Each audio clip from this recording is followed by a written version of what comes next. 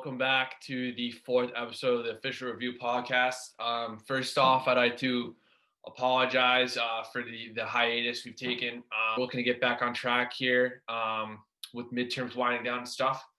And what better way to do that than to get into it with some NHL power rankings for the first week of the season. We're going to be doing the rankings 8 through 1 for the Central, West, and East divisions, and then we're going to be doing 7 through 1 for the North Division, because obviously there's only 7 Canadian teams making up the North Division. And then after that, we're going to get into the Pierre Luc-Dubois for Patrick Laine trade. So to start things off, we'll start off with the Central Division. At number 8, I got the Detroit Red Wings. Right now they're 2-4. They lost to the Hawks today. There's not much to say really here. They're just rebuilding. I mean, this is what we kind of expected from the Red Wings. I mean, they got some good young guys going up, but they also got some bad contracts that they've taken on from other teams like Mark Stahl and guys like that, Valtteri Filppula, Anders Nielsen.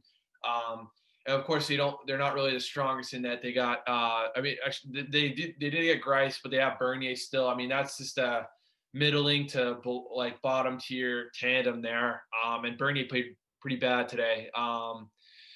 They're a rebuilding team, so they're going to be coming at 8th in the Central. And number 7th in the Central is the Chicago Blackhawks. Right now, they're 2-3-1.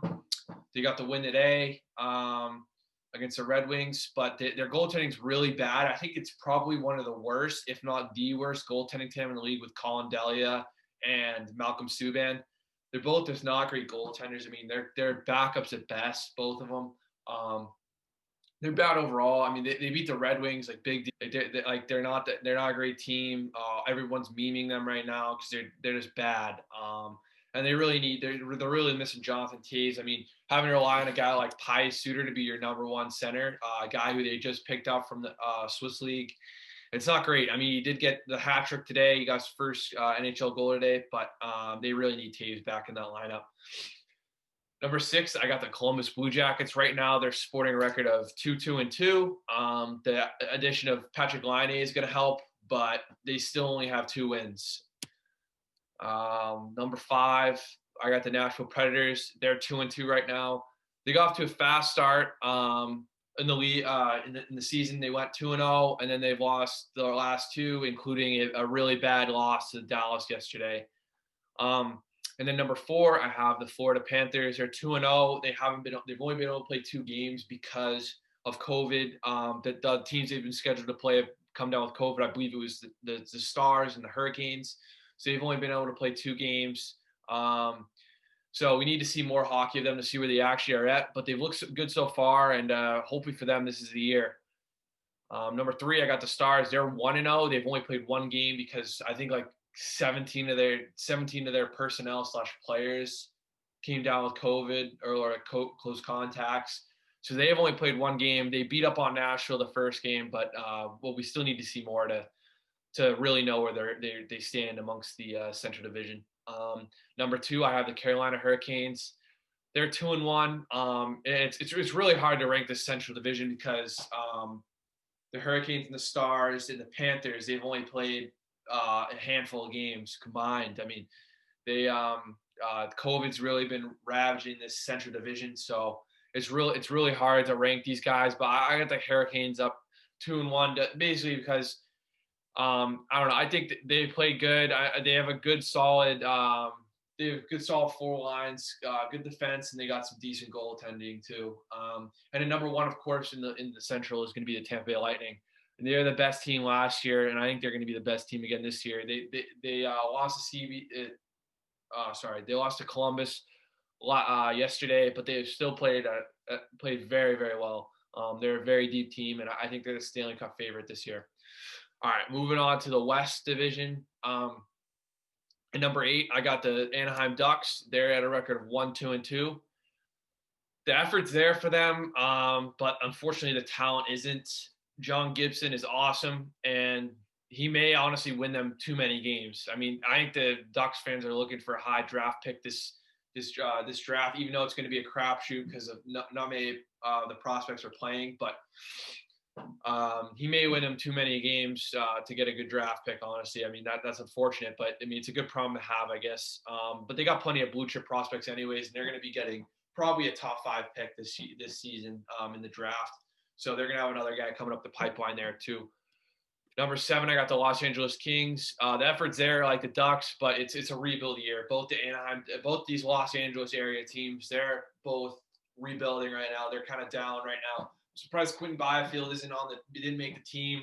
I don't know what that's about, but he did get his first professional goal with their AHL team, the Ontario Reign, the other day. So hopefully he can come up at some point this season. Hopefully he proves enough down in the AHL and they can get him up there. Otherwise, you might be looking at bust territory. It is a little too early for that, though, I admit. But number 6, I got the San Jose Sharks. They're 2-3. There's a lot of upside here. I mean, they got good players. They got Evander Kane. They got Eric Carlson. They got Brent Burns, even though he's kind of fallen off. Yeah, and they got Couture, obviously, still. Thomas Hertl. They got a good amount of guys there. But Carlson hasn't been good, and the goaltending is bad yet again. I mean, Martin Jones, he's still under 900 for the save percentage. He's not good. Devin Dubnyk, I don't know. I mean, they just took on his cap. I think they just wanted, I don't know, maybe they got up to 4 or something. Maybe if they can spark something from what he had 5 years ago or 4 years ago when he made that big comeback. But yeah, the goaltending is still a problem for them. And then for the Arizona Coyotes on the flip side, they're 2-1, and for them, it's goal scoring. Goal scoring is still a problem. It was a problem going in. They might be one of the worst teams in the league this year. I mean, they got Phil Kessel and a couple other pieces there like Clayton Keller. But other than that, I mean, they don't really have much people that can put much players that can put the puck in the back of the net, honestly. They have had 4 straight games against Vegas, though, so you got to take their record with a grain of salt. They did beat them one of the games. But yeah, Vegas is a good team, so you got to take that with a grain of salt. Number 4, I got the Minnesota Wild. They're 4-1 right now. They've looked really good. Kirill Kaprizov has been like a really great addition for them coming over from the KHL. He's really sparked some life into the Minnesota Wild team, which was really not fun to watch last year. And they still have that horrible depth down the middle at the center spot. I mean, they got some goals and points from Eriksson Ek, but aside from that, I mean, they got Marcus Johansson, who's on the Bruins, who used to be on the Bruins. He's usually a wing, but they're having him play center this year. And then they got Nick Bjugstad at the third line center. He was good a couple years ago, but he really has fallen off in these past couple years. He's kind of been bumping around at different teams. But yeah, I'm surprised that center depth hasn't held them back too much yet. They're still really hot right now at a 4-1 start. Number 3, I had the St. Louis Blues. They had a really tough game to start against the Avs. They lost 8-0 with a bad performance by Jordan Binnington. But they've been looking better these past games, so I'm willing to give them credit for bouncing back from that game, and I'm just going to kind of write that game off just to being a bad game. I mean, all teams have that. Yeah, and Binnington's been looking better too. I mean, they were worried last year because he fell off from his Stanley Cup playoff performance from 2019, but he's been looking good, more like his former self than his self last year. And so, yeah, so St. Louis Blues at 3. At number 2, I have the Avalanche. They're 3-2. They had a dominant start, but they've cooled off. But I'm willing to give them the benefit of the doubt because I believe they're a cup contender. I mean, Joe Sakic's done a great job with the cap, managing the cap. They have a lot of good depth there. They have a good defense, probably one of the best defense scores in the league. And they got a good goalie tandem in Francouz and Grubauer. Those are 2 good goalies. So yeah, they're going to be number 2 of the West. And number 1 in the West is going to be the Las Vegas Golden Knights. They're 4-1. They've had a very good start. They're expected to be one of the better teams in the league. They have 4 games straight against Arizona. Like I previously mentioned, they lost the only loss to Arizona. But other than that, they've been looking great. Fleury and Leonard remain a good tandem. Pietrangelo has been looking good. And so, yeah, they're going to be number 1 in the West.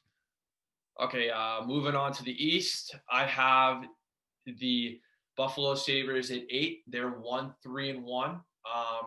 There's promise here. I mean, they made some good acquisitions, Eric Stahl and Taylor Hall. Both those guys, they're very skilled players, and they got to figure things out chemistry wise and stuff. And they maybe need to get a new goalie too. I mean, I think Olmark's good. He's a good 1B type of guy, backup guy. But I don't think Huntington's cutting it right now. I think they got to make a move for a better goalie. It sucks that they're in a very talented division. I mean, this East division is full of juggernauts here. And Jack Eichel he's been awesome. I feel bad for him. He's got to get out of there at some point. But I feel bad. Their management hasn't been the best at surrounding with talent. But I mean, hopefully Hall and Eric Stahl work out for him. Number 7, I have the New York Rangers. They're 1-2-1 right now. This is a very surprising bad start for the Rangers.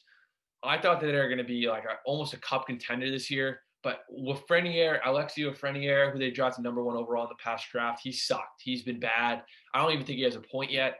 But I guess a bright spot is that the number 2 overall pick from 2019, he's been looking better. Capo Caco, he's looked better. He looked like he might have been a bust along with Hughes, honestly. Jack Hughes, he's been doing good this year, but I digress. So yeah, Caco's looked better.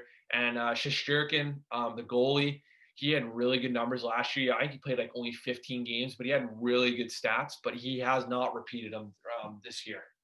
Number 6, I had the New Jersey Devils. They're 2-1-1. They got off to a good start in the series against Boston. They played them very well. But I think they really miss Kenzie Blackwood right now.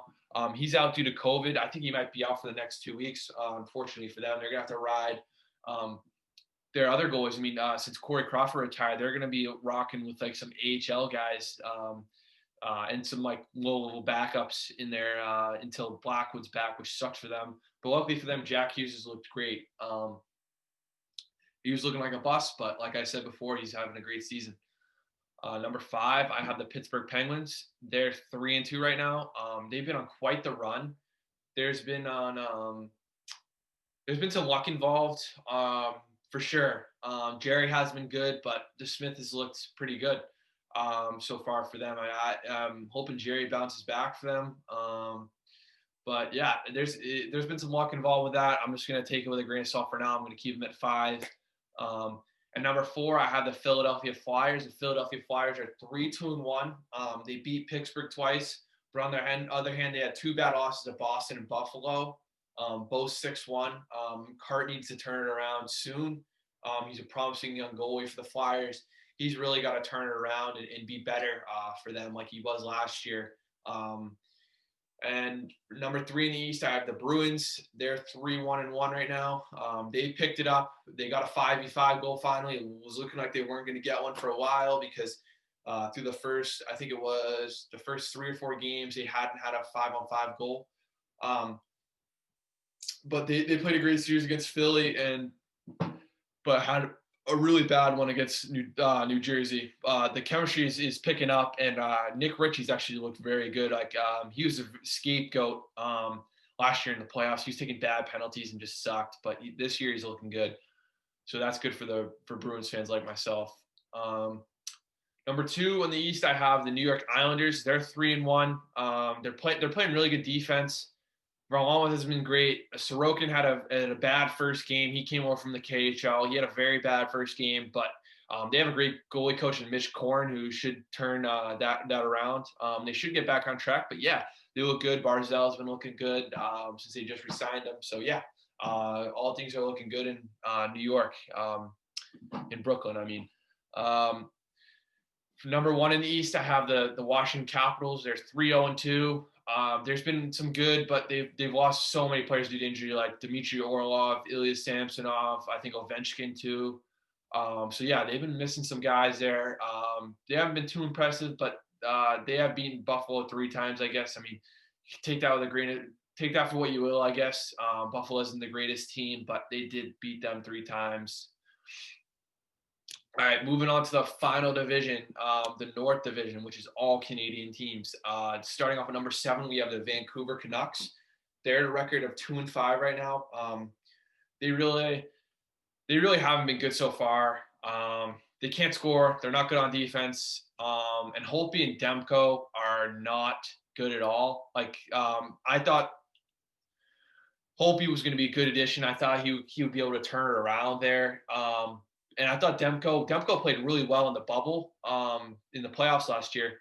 And he hasn't repeated that at all. I thought he was going to step up and maybe do split starts with Holtby, but they both have not been good at all.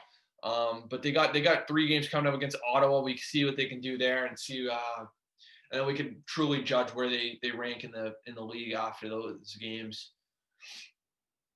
Number 6, I have the Ottawa Senators. They're 1-3-1 right now. You can see glimpses of greatness, especially from Tim Stützle. He has been really good. He got a nice goal against the Maple Leafs. He got a really good hand-eye coordination one-timer goal. He's been looking good. They have some other pieces there too, but they have been blowing leads. Which I guess, they had to have been playing good to even get the lead in the first place, but they've been blowing them a lot. Number 5, I have the Edmonton Oilers. They're 2-4. They're really not getting the bounces right now, and they always seem to run into the hot goalie like Anderson and guys like that. So it's unfortunate for them. Dominic Cahoon, their acquisition has not played good so far. Cassian and Puljujarvi are off to a slow start too, even. But luckily for Puljujarvi, he's going to be put up on the McDavid's line, so we can see what he's doing there. They really need a backup goalie. I think Mike Smith is out with, I believe it's COVID. So they really don't even have a backup goalie. Koskinen's played every single game so far, and he can only do so much. He's not even that great of a goalie to start with, but it's not good to be playing him every game of the season so far. Number 4, I have the Calgary Flames. They're sporting a record of 2-0-1 right now. They've only played 3 games, but we'll see how they play against Toronto this week. Monahan's has a point every single game he's played this season. I thought he was a very overrated player. And I thought he was going to have a bad year this year, but it's looking like he's about to prove me wrong. Number 3, I have the Winnipeg Jets. They're at 4-1. They had a good comeback against Ottawa, but they've been playing well. But of course, they beat Ottawa 3 times. I don't know. Take that with a grain of salt, I guess. So take that record with a grain of salt. It's just Ottawa. Ottawa isn't too great, but they're a very chippy team. They're in. They played the Winnipeg Jets close in that series. Number 2, I have the Toronto Maple Leafs. They're 4-2. Toronto's been very good. They have a series against Calgary this week. Tavares and Marner have been great in Matthews' absence.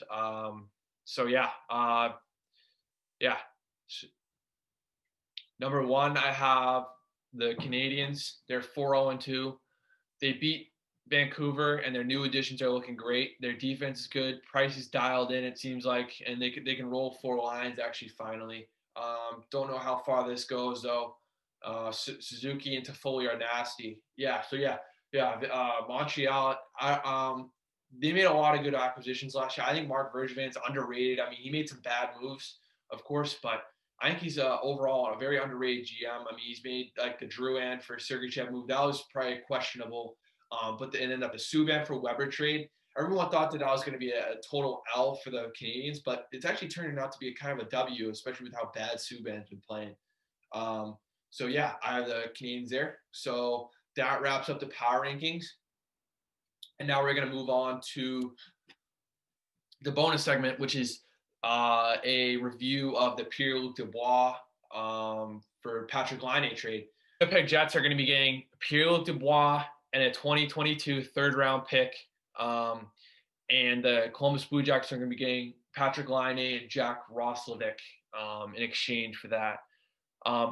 Jack Roslovic, he was a RFA. They got the RFA rights to him. That's what they acquired originally, but they have re-signed him or extended him to a 2-year contract with an average annual value of $1.9 million, which is a pretty good deal. I think Roslovic is going to be a good third-line center for them.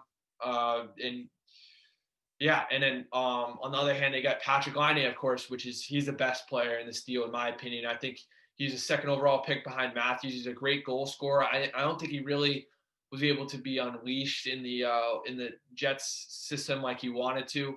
I'm hoping Tortorella doesn't mess with him, and I'm hoping Columbus can change whatever they're doing, because they really cannot retain any talent. Like the year they they swept the Lightning in the first round. They lost Duchesne and Panarin and Bobrovsky.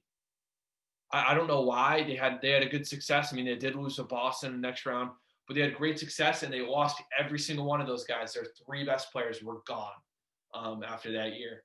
And that's very unfortunate for them. I don't know what it is. I think it might be John Tortorella. I think he's too hard on his players, or does something not many players like him, like playing for him. That might be the problem there.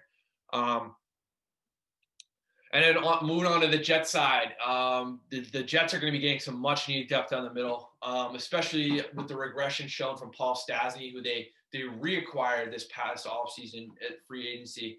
He's not looked good. I don't think he has a point yet. So now I think they're probably going to move Stastny to the wing, if I had to guess, because they have a solid four centers now. I think with Scheifele, Pierre Luc-Dubois, Lowry, and then you can player in the fourth line division, Mason Appleton or whoever. It doesn't really matter on the fourth line. So yeah, they're gonna have a solid three. They're gonna be 3 deep at center, maybe even 4 deep. It's a great trade. I think both sides. I think, if I'm gonna be honest, I think that the Jets might have won this trade. They don't get. I don't think they get the best player, but I think that Patrick Laine. I don't think things are going to go right there for him. I think he's going to end up demanding a trade very soon, like all players end up doing in Columbus, besides a select few. So yeah, he's probably going to end up not doing well. I'm going to predict that. I might be wrong. He's a great player. He could prove me wrong very well. Tortorella could prove me very wrong. But yeah, I don't know. I think the Pierre Luc-Dubois was the 3rd overall pick behind Laine that year, the same year with Matthews. And he's a good player. I think he's capable of putting up 70 points in an 82-game regular season. And he's going to slot in there with Nikolai Ehlers and probably Matthew Perreault or someone like that on the second line there, which is going to be a good second line. And it's going to take probably a week or two for each of these players to make their debut due to COVID restrictions. I think they have to quarantine. I think it's going to be shorter. It might be a week for Pierre Luc-Dubois going into Canada, but I think it might be 2 weeks for Laine going into America. So that's probably going to be a problem. They're going to have to wait to make their debut. So we're not going to see this trade in full effect for at least a week or two. I'm not sure Pierre Luc-Dubois had Winnipeg in mind. I'm not sure Laine had Columbus in mind, but they got the change of scenery they ultimately wanted. And I'm hoping this works out for both teams. So yeah, that's going to wrap up the podcast for today. We're going to be back at it with NFL and NBA content with Andre soon. I hope you enjoyed this podcast. Let me know if anything you want me to change with the formatting or anything. I'm open to suggestions and stuff. And let me know if you want to see more NHL content, or if NBA and NFL is more your jam.